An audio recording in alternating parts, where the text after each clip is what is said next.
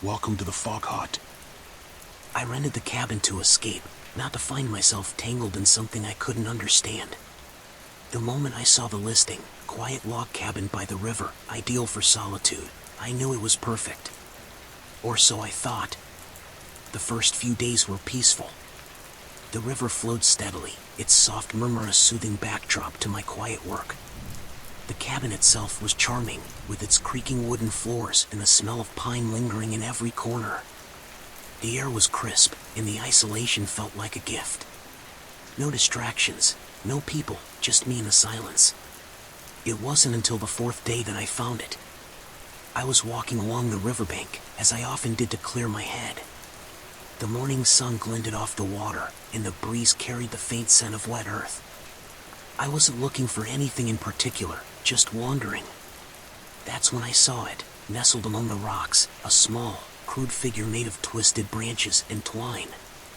At first, I thought it was a child's lost craft project. But as I picked it up, a shiver ran through me. It wasn't the cold or the dampness of the object.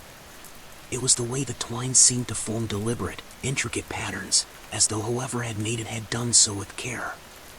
And then I saw the name. My name. It was faint, carved into one of the small wooden limbs, but unmistakable. I dropped the figure as if it had burned me, my heart pounding. I glanced around, suddenly aware of how still everything had become. The river, usually so lively, seemed quieter. The trees stood motionless, their branches like skeletal hands reaching skyward. I told myself it was a coincidence. Someone must have left it here long ago, and it was pure chance that the name matched mine. But as I walked back to the cabin, I couldn't shake the feeling that I was being watched. That night, the cabin felt different. The once comforting creaks of the floorboards now sounded ominous, and the shadows cast by the moonlight seemed darker, deeper. I tried to focus on my work, but my thoughts kept drifting back to the figure. Why was it there? And who had made it? Sleep didn't come easily. When I finally drifted off, my dreams were filled with water. I was standing in the river, the current tugging at my legs. The water was cold, biting, and dark. Figures stood around me, their faces obscured, their presence heavy. They didn't move, didn't speak, but I could feel their eyes on me. Watching. Waiting. I woke with a start, drenched in sweat despite the cool night air. The dream clung to me like a second skin, its weight pressing against my chest. I stumbled to the window, looking out at the river. It was still there, glinting faintly in the moonlight, serene and unbothered. But I couldn't shake the feeling that it was hiding something. The next morning, I returned to the riverbank, drawn by a compulsion I couldn't explain. The figure was still there, lying among the rocks where I had dropped it. I picked it up again, turning it over in my hands. The craftsmanship was crude but deliberate, the knots in the twine tight and purposeful.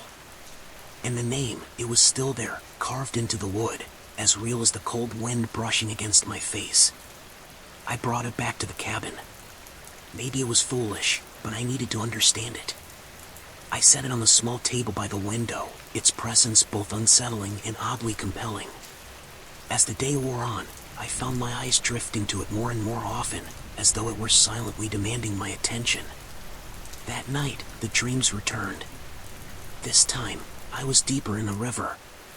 The figures were closer, their forms clearer but still indistinct. They surrounded me, their silent watchfulness suffocating. And then, one of them reached out. A hand, pale and wet, broke the surface of the water, its fingers brushing against mine. I woke gasping, my heart hammering against my ribs. When I looked at the table, the figure was gone. The river never changed. Its surface rippled gently under the breeze, its current steady and unrelenting. But I had changed. Since finding the figure, every moment felt heavy, as though the air around the cabin had thickened, pressing against my skin. I searched the cabin that morning, hoping to find some logical explanation. Maybe the figure had fallen to the floor or been misplaced in the haze of my restless night. But it wasn't anywhere. Not under the table, not in the kitchen, not even on the porch where I'd stood the night before. It had simply vanished. My thoughts were interrupted by a noise, a splash. It was faint, coming from the river. I hesitated before stepping outside, the cold air biting at my face as I scanned the water.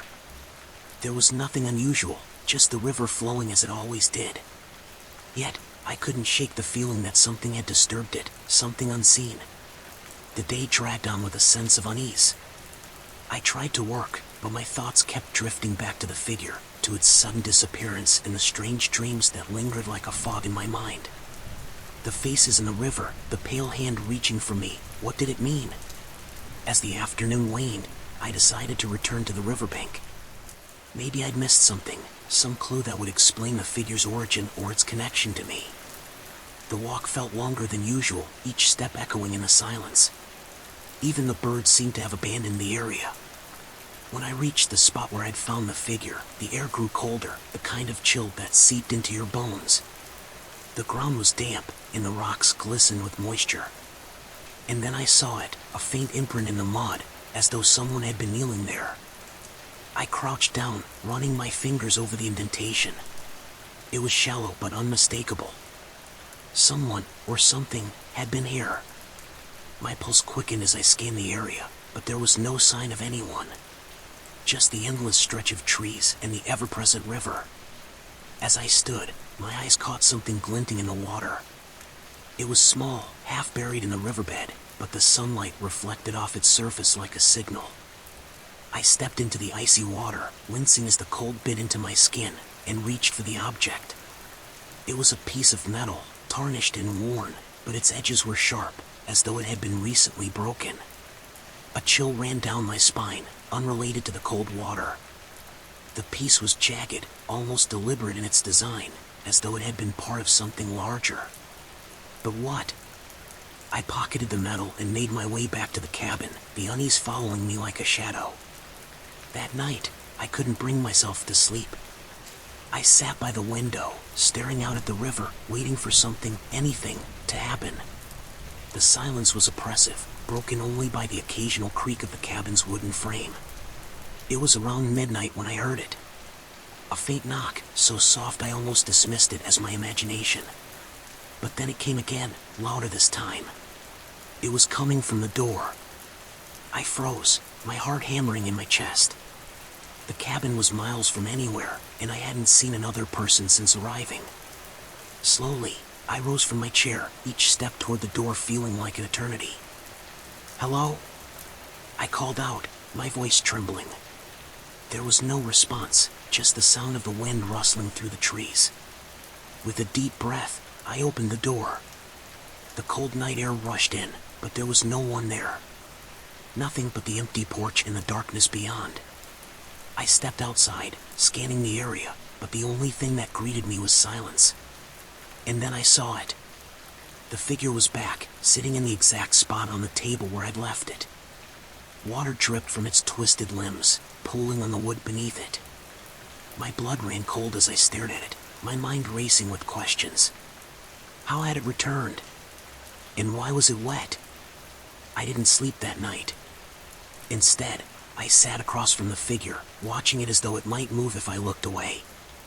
The hours dragged on, and the silence of the cabin became deafening. The figure didn't change, didn't shift, but its presence was suffocating. The next day, I decided I needed answers. If the figure was somehow tied to the river, then the river was where I needed to look. I packed a bag with supplies, flashlight, notebook, knife, and set out along the bank, tracing its winding path deeper into the forest. The farther I walked, the stranger the surroundings became. The trees grew denser, their branches intertwining overhead to form a canopy that blocked out the sun. The river's current seemed slower here, its waters darker, almost still. It was in this secluded part of the forest that I found the clearing. The ground was littered with remnants of objects, broken pieces of wood, rusted metal, fragments of fabric. They looked like the remains of something old, something that had been forgotten and left to decay. In the center of the clearing was a large stone, its surface smooth and weathered. Etched into it were symbols, patterns that resembled the knots on the figure's twine. My hands trembled as I traced the carvings, their grooves deep and deliberate. Whoever had made them had done so with purpose. As I knelt by the stone, a sound broke the stillness. It was faint, barely audible over the sound of my own breathing, but it was there. A whisper, low and persistent, coming from the direction of the river. I turned slowly, my eyes scanning the water. For a moment, I thought I saw movement, a ripple that didn't match the current. But when I looked closer, there was nothing. Just the river, flowing endlessly. The whisper came again, louder this time, and my blood turned to ice. It wasn't just a sound. It was a voice. And it was calling my name. I returned to the cabin shaken, the whispers still echoing in my ears. They had called my name, clear as day, yet no one had been there. My hands trembled as I locked the door behind me, the weight of what I'd heard pressing against my chest like an unseen force. The figure on the table hadn't moved. It sat there, white and glistening in the dim light, its twisted limbs frozen in an eternal pose of silence. I stared at it, half expecting it to twitch or shift under my gaze, but it remained lifeless. Still, its presence was undeniable, a quiet menace that filled the room. Sleep was out of the question. I paced the cabin, my mind racing with questions and fears. What had I heard in the clearing? What was the figure? And why was it tied to me? The answers felt just out of reach, tantalizingly close yet maddeningly elusive. By dawn, I made a decision. If the river was the source of all this, then the river was where I'd find my answers. I couldn't keep running, couldn't keep hiding in the safety of the cabin while the unknown pressed against its walls. I had to confront it. I packed my bag again, this time adding a rope and a small camping stove. If I was going to explore deeper into the forest, I needed to be prepared. The figure stayed behind, its wet form glinting faintly as I left. The forest felt different that morning. The air was heavier, the sounds of nature muted. Even the river seemed subdued, its flow slower, its surface darker. I walked along its edge, my boots crunching against the rocky bank, my eyes scanning for anything out of place. It wasn't long before I found the first sign. A wooden beam, half submerged in the river, its edges splintered and worn. Nearby, a rusted nail jutted from a piece of what looked like a broken barrel. My pulse quickened. These weren't random debris, they were remains, pieces of something that had once been whole. I followed the trail, each step revealing more, fragments of glass, a torn strip of fabric, a weathered plank carved with faint initials. The river seemed to guide me, its flow pointing deeper into the forest, toward a destination I couldn't yet see. Hours passed before I reached the next clearing. This one was larger than the last, its edges marked by stones arranged in a rough circle. At the center stood a wooden post, its surface blackened and charred as though it had been struck by lightning. The ground around it was barren, devoid of grass or moss, as though life itself had abandoned the area. I approached cautiously, the weight of the clearing's stillness pressing against me. As I neared the post, I saw it, carved into the wood, faint but unmistakable, was a name. My name? I stumbled back, my breath catching in my throat. The carving was old, its edges weathered and worn, but it was there. My mind raced, trying to make sense of it.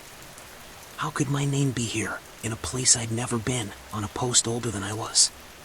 The whispers returned, soft at first, then louder, their tone insistent. Come closer. I didn't move. My legs felt like lead, my body frozen in place. The whispers grew louder, overlapping in a chaotic chorus that seemed to come from all directions. Come closer. My feet moved of their own accord, each step pulling me closer to the post. The air grew colder, the ground harder, as though the clearing itself was rejecting my presence. When I reached the post, the whispers stopped, replaced by a deafening silence. And then I saw it. At the base of the post, half buried in the dirt, was another figure. This one was larger, its limbs more intricate, its twine tighter. Water dripped from its surface, pooling at its base despite the dry ground. My name was carved into its chest, the letters deeper and more deliberate than on the post. I reached for it, my fingers trembling, and the moment I touched it, the world shifted. The clearing dissolved around me, replaced by darkness. The air was cold, biting, and the ground beneath me felt wet and uneven. A faint light glimmered ahead, its source unclear but inviting. I moved toward it, each step echoing in the silence. The light grew brighter, revealing a scene that sent a chill through my body. It was the river, but not as I'd known it. Its waters were black, its surface reflecting nothing but the faint glow of the light. Figures stood along its edge, their forms indistinct but undeniably human. They didn't move, didn't speak, but their presence was suffocating. I turned, searching for an escape, but the figures were everywhere, surrounding me. Their faces were obscured, their features shifting like smoke. And then, one by one, they stepped into the river. The water swallowed them, pulling them under without a sound. Panic surged to me as I backed away, but the river seemed to grow, its edges creeping closer. The light dimmed, the figures vanished, and I was left alone. When I woke, I was back in the clearing. The figure was gone, the post unmarked, as though nothing had happened. But the whispers remained, faint and persistent, weaving through my thoughts like threads of shadow. I stumbled back to the cabin, my mind a fog of fear and confusion. The river had shown me something, but I didn't know what. And the more I tried to understand it, the more elusive it became. That night, the dreams returned. The river, the figures, the suffocating silence, it all replayed in my mind, each detail sharper, more vivid. I woke gasping, my chest tight, my body drenched in sweat. When I looked at the table, the figure was back. The cabin no longer felt like a refuge. The walls that had once provided comfort now seemed to close in around me, suffocating and oppressive. The figure was back on the table, its presence a silent reminder that I couldn't escape what was happening. And the whispers, they never truly left. The morning air was heavy as I stepped outside. The river gleamed faintly under the gray sky, its surface calm but deceptive. I stood on the porch, gripping the railing, my mind replaying the vision from the day before. The figures, the black water, the way the river had seemed alive, it all felt too vivid to dismiss as a dream. Determined to break the cycle of fear, I decided to document everything. If I couldn't make sense of what was happening, at least I could record it. I grabbed my notebook and a pen, settling into the worn chair by the window. The figure sat just within view, its twisted limbs a constant reminder of its unnerving presence. I started with the facts, the day I found the figure, the strange dreams, the whispers, the discovery in the clearing. As I wrote, the details became sharper, clearer. But the more I documented, the more questions arose. Why was my name carved into these objects?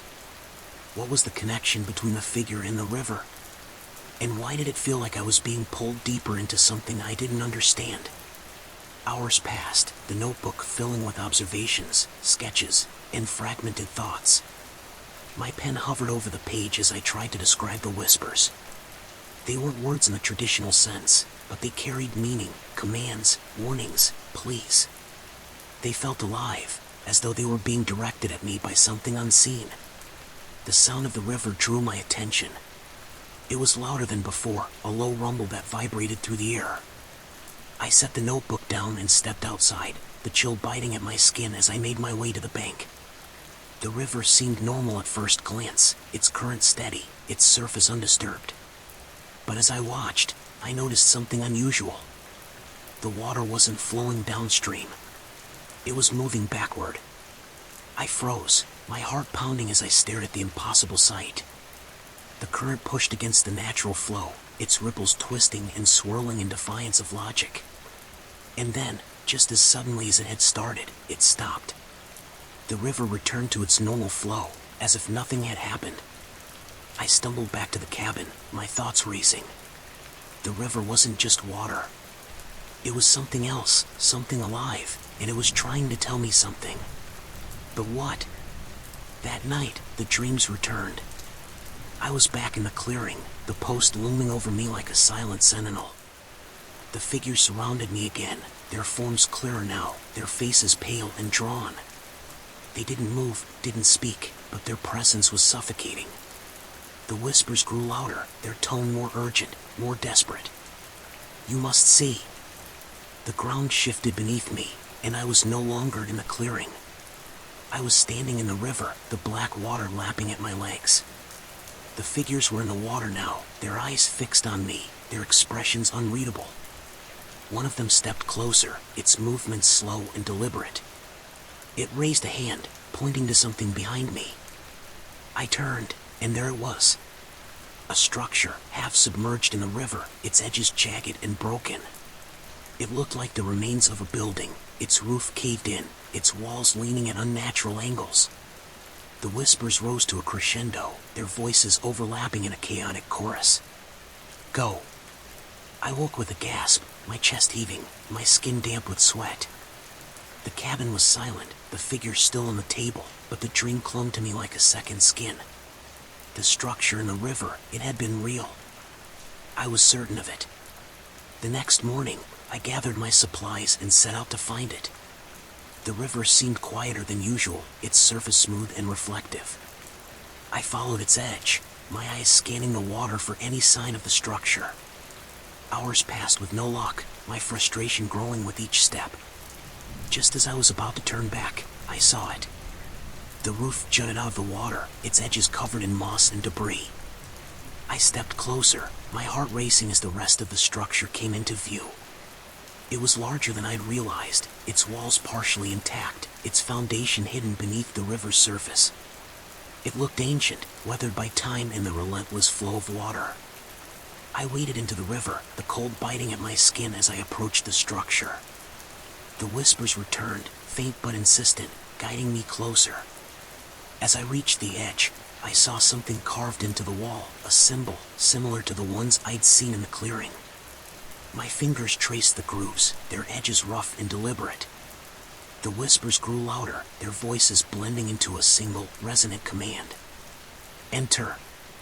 I hesitated, the weight of the moment pressing down on me. But the pull was too strong.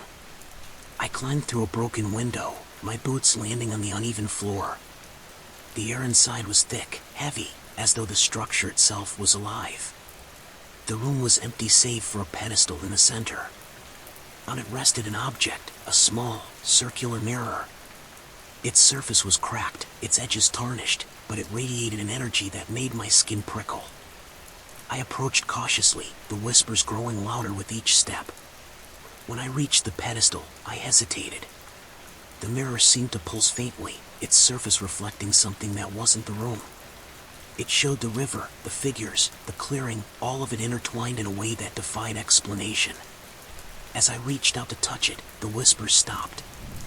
The silence was deafening, pressing against my ears like a physical weight. My fingers brushed the surface of the mirror, and the world shifted. I was back in the cabin, the mirror in my hand.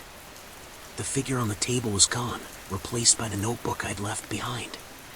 The pages were blank, the words I'd written erased as though they'd never existed. The whispers returned, soft and distant, their tone no longer desperate but knowing. You have begun.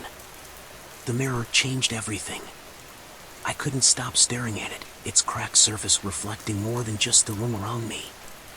When I moved, the reflections didn't always follow.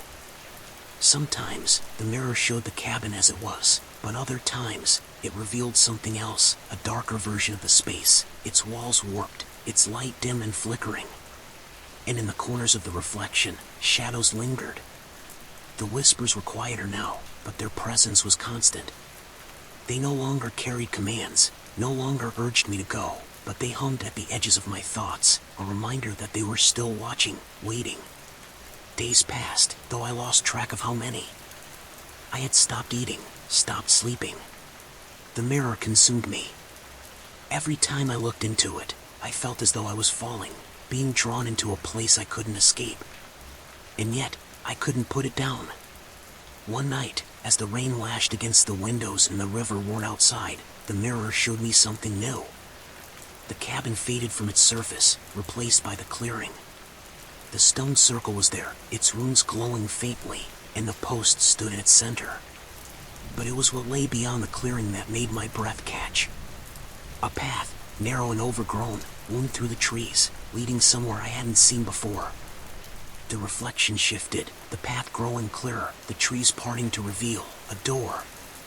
The image vanished as quickly as it had appeared, replaced by my own reflection, pale and gaunt. But the vision was burned into my mind. I had to find that path. I had to know where it led. The next morning, I set out, the mirror tucked carefully into my bag. The forest felt different, its usual silence replaced by a low hum, as though the trees themselves were whispering. The river was calmer than it had been in days, its surface smooth and reflective.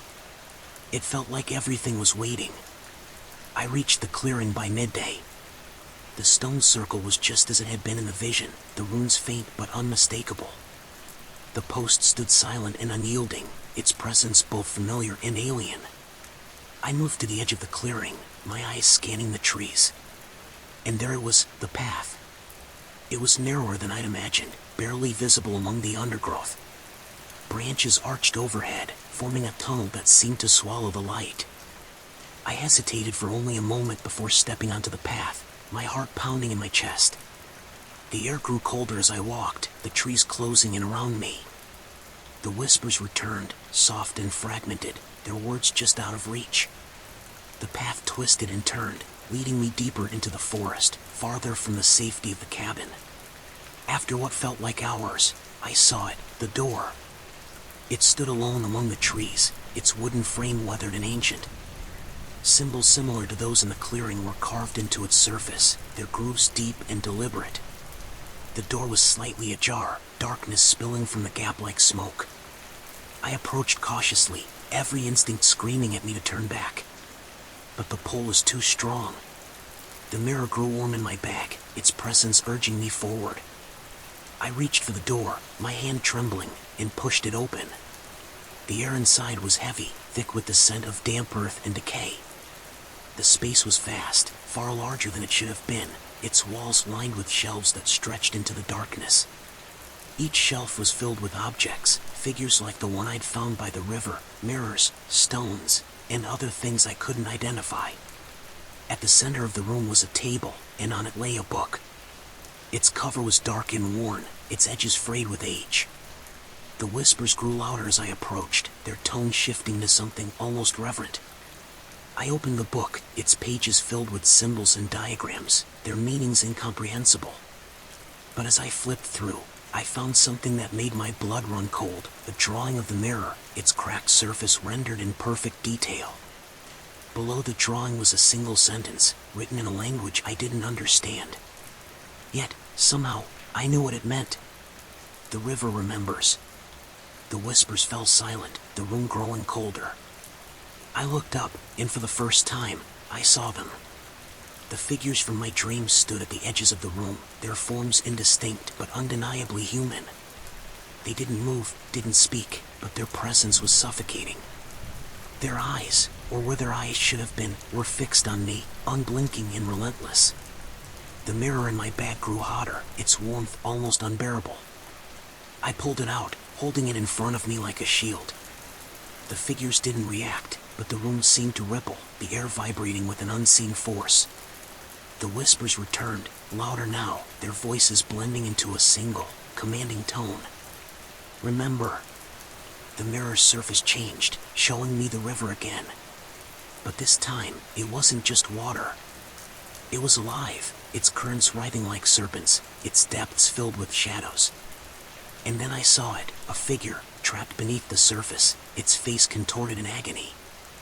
I stumbled back, the mirror slipping from my grasp and shattering on the floor. The room went dark, the whispers falling silent, and I was left alone. When I woke, I was back in the cabin. The book was on the table, its pages open to the drawing of the mirror. The figure was gone, and the mirror was nothing more than shards of glass. The whispers had changed. They were softer now, their tone almost mournful. The river remembers. The days following my discovery blurred together, each one pulling me deeper into the mystery of the river. The whispers no longer urged me forward with the same ferocity. Instead, they lingered like a distant hum, a reminder that I wasn't alone in the cabin, or anywhere near it.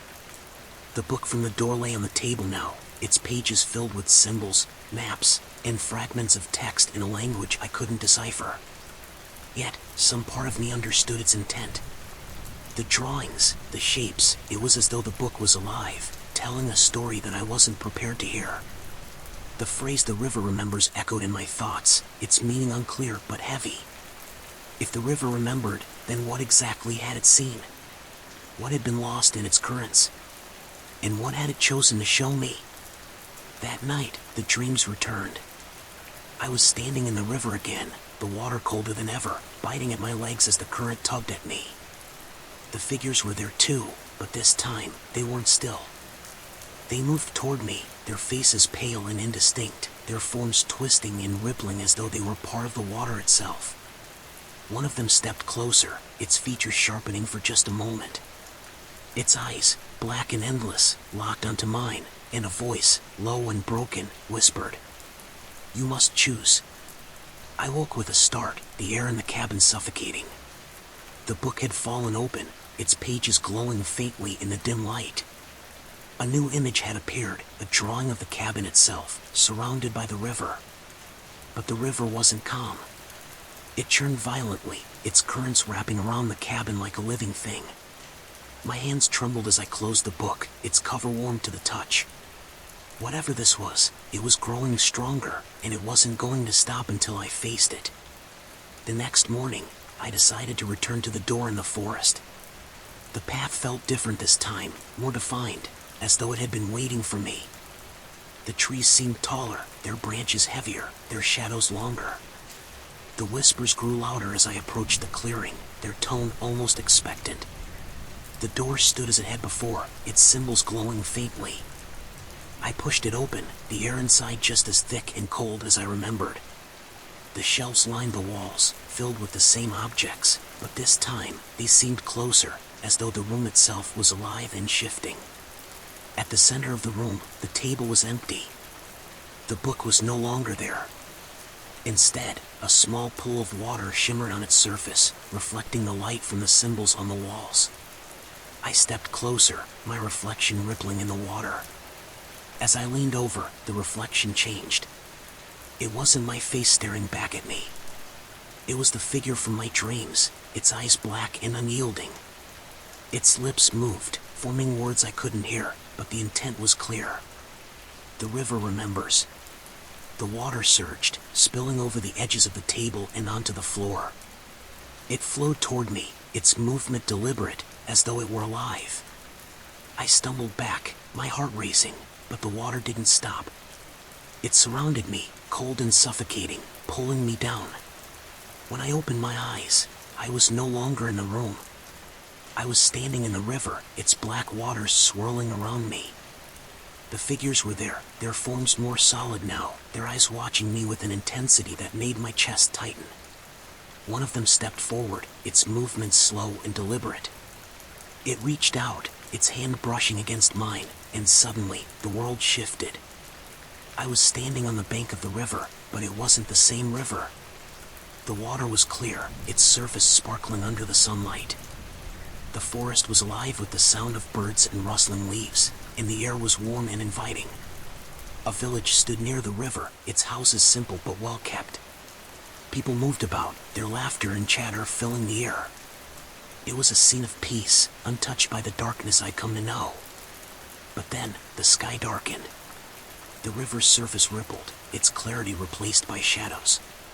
The villagers froze, their faces turning toward the water as if drawn by an unseen force.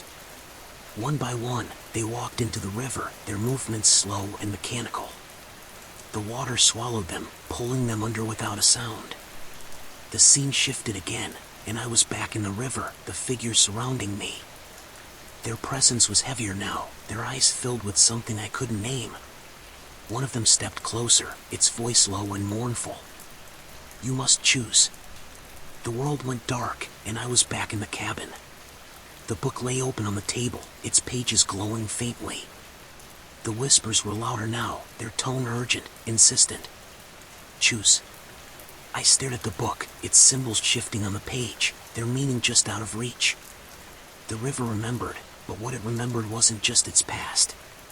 It remembered everything, the lives it had touched, the secrets it had kept, the pain it had caused. And now, it wanted me to remember too. As dawn broke, I made my decision. I packed my bag, the book and the mirror shards tucked carefully inside.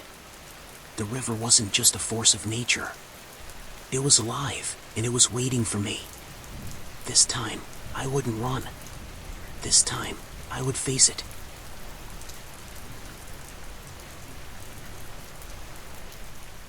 The air around the cabin had grown colder, heavier. It felt as if the river's presence had seeped into the walls, into the very fabric of the place I had once sought as a sanctuary. Now, the cabin was merely a waypoint, a place where the river's memories lingered, waiting for me to act. The whispers were relentless, their tone shifting from mournful to insistent. Each word was like a thread pulling me closer to an inevitable conclusion. I sat at the table, the book open before me, its pages revealing more of the symbols and maps that had haunted my dreams. My hands trembled as I traced the lines, feeling as though they were leading me somewhere I couldn't yet see. You must choose. The phrase echoed in my mind, its weight pressing against me. The river's demands were no longer abstract, they were personal, immediate. And yet, I didn't know what choice I was meant to make. The mirror shards lay on the table beside the book, their cracked surfaces catching the dim light and reflecting fragments of the room. They felt like pieces of a puzzle I couldn't solve. That night, the dreams returned. I was back in the river, its black waters swirling around me. The figures were closer now, their forms almost solid, their eyes fixed on me with an intensity that made my chest tighten. One of them stepped forward, its voice low and resonant. "The river remembers," it said, its tone both a warning and a plea. "You must make it whole." Before I could respond, the scene shifted. I was standing in the clearing, the stone circle glowing faintly in the moonlight. The post loomed at its center, its surface carved with symbols that pulsed with an otherworldly light. The whispers grew louder, their voices blending into a single, commanding tone. "Begin." I woke with a start, the air in the cabin heavy and stifling. The book had fallen open to a new page, its symbols sharper, more deliberate. A map stretched across the parchment, its lines winding like the river itself. At its center was the clearing, but the map extended beyond it, revealing paths I hadn't known existed. The next morning, I packed my bag. The book and the mirror shards went inside, along with a flashlight and a knife. I didn't know what lay ahead, but I knew I couldn't stay in the cabin any longer. The river was calling, and I had to answer. The path to the clearing felt shorter this time, as though the forest itself was guiding me. The trees seemed taller, their branches arching overhead like a cathedral's ceiling. The whispers grew louder with each step, their tone urgent but not unkind. When I reached the clearing, the air was thick with anticipation. The stone circle glowed faintly, its runes pulsing in time with the whispers. The post stood at its center, its carving sharper than before. I stepped into the circle, the weight of the moment pressing down on me.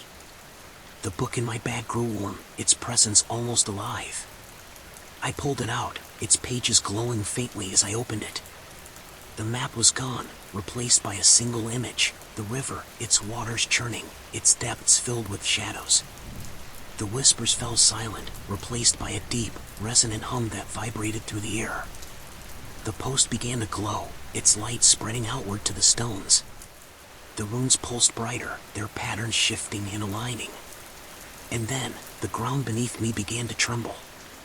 A fissure opened at the center of the circle, its edges jagged and glowing with the same light as the runes. The hum grew louder, filling my ears, my chest, my entire being. I stared into the fissure, its depths swirling with light and shadow. The whispers returned, their tone both commanding and pleading. "Enter." I hesitated, the weight of the moment pressing against me. But the pull was too strong. I stepped forward, the light enveloping me, and the world shifted. I was no longer in the clearing. The air was colder, heavier, and the ground beneath me was wet and uneven. The river stretched out before me, its waters black and alive. The figures were there, their forms more distinct, their eyes filled with something I couldn't name. One of them stepped forward, its voice low and mournful. "You must choose." It raised its hand, pointing to the river. The waters churned violently, their depths revealing flashes of light and shadow. And then, I saw it, the village. The scene unfolded before me, vivid and undeniable. The river was clear and calm, its banks alive with the sounds of life. The villagers moved about, their laughter and chatter filling the air. But the peace was fleeting. The sky darkened, the river's surface rippled, and the shadows emerged. The villagers froze, their faces turning toward the water as if drawn by an unseen force. One by one, they stepped into the river, their movements slow and mechanical. The water swallowed them, pulling them under without a sound. The figures around me began to shift, their forms rippling like the river's surface. Their voices blended into a single, haunting phrase. The river remembers. The scene dissolved, and I was back in the clearing. The fissure was gone, the stones dark and lifeless. The whispers had faded, replaced by a heavy silence that pressed against me. I stumbled back to the cabin, my mind racing with questions and fears. The river had shown me something, but I didn't understand it. What had happened to the village? What was the river trying to tell me? The book lay open on the table, its pages blank except for a single line. The river is alive, and it waits for you. The whispers returned that night, their tones softer, more insistent. The river was waiting, and I knew I couldn't avoid it any longer. The time had come to choose. The river was waiting. The cabin felt like a prison now, its walls too close, its silence too heavy. The whispers were constant, urging me forward, their voices weaving through my thoughts like threads of shadow. The book lay open on the table, its pages glowing faintly, the single line etched into its surface. The river is alive, and it waits for you. I packed my bag one last time, my hands trembling as I tucked the book in the mirror shards inside. The river wasn't just alive, it was a force, a presence that had existed long before me and would continue long after. But now, it had chosen me. It demanded something only I could give. The path to the clearing felt different that morning. The air was colder, the forest quieter. The trees stood like sentinels, their branches arching overhead in solemn reverence. The whispers grew louder with each step, their tone urgent but almost mournful. When I reached the clearing, the stone circle was alive with light. The runes pulsed in time with the whispers, their patterns shifting and aligning. The post stood at its center, its carvings glowing faintly, as though it were preparing for something. The fissure had returned, its edges jagged and glowing. The air around it shimmered, alive with an energy that made my skin prickle. The whispers grew louder, their voices blending into a single, resonant command. Enter. I stepped into the circle, the weight of the moment pressing down on me. The fissure's light enveloped me, and the world shifted. The air was colder, heavier. The river stretched out before me, its waters black and alive. The figures were there, their forms distinct now, their eyes fixed on me with an intensity that made my chest tighten. One of them stepped forward, its voice low and mournful. The river remembers, it said. And so must you. The waters churned violently, revealing flashes of light and shadow. Images appeared within its depths, faces, places, moments frozen in time. I saw the village again, its people drawn into the river's embrace. I saw the clearing, the stones glowing faintly under the moonlight. And then I saw myself, standing at the edge of the river, staring into its depths. You must choose, the figure said, its tone both a warning and a plea. The river demands it. The ground beneath me trembled, and I was pulled into the river. The water was cold and suffocating, its currents pulling me deeper, its shadows wrapping around me like chains. I struggled to breathe, my lungs burning, my vision fading. And then, I saw it. At the heart of the river was a light, faint but undeniable. It pulsed like a heartbeat, its glow reaching out to me, pulling me closer. The whispers grew louder, their voices blending into a single, commanding tone.